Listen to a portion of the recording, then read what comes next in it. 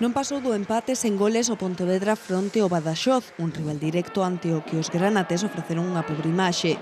Un punto que mantén os de Castrosantos en descenso directo a 3, tanto da promoción como da permanencia na segunda división B. Partido de medo e urxencias en Pasarón, encontro falto de ritmo e de ocasións, no que apenas se fiaron xogadas. Aitor e Igor probaron sorte no primeiro tempo, pero igual que o resto do equipo non estiveron acertados. O certo é que os granates non remataron entre os tres paus en todo o encontro.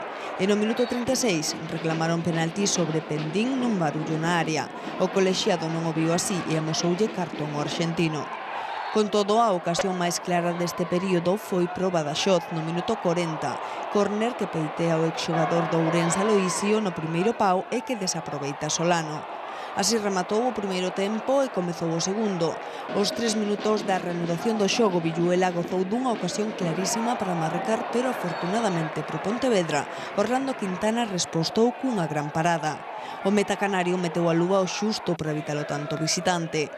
E no minuto 69 o que errou foi Aloisio.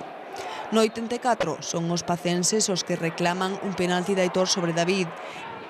O colexiado non pitou nada e o encontro finalizou con empate a 0. O Pontevedra suma só 9 puntos dos últimos 33. Non é fácil xogar agora mesmo nesta situación.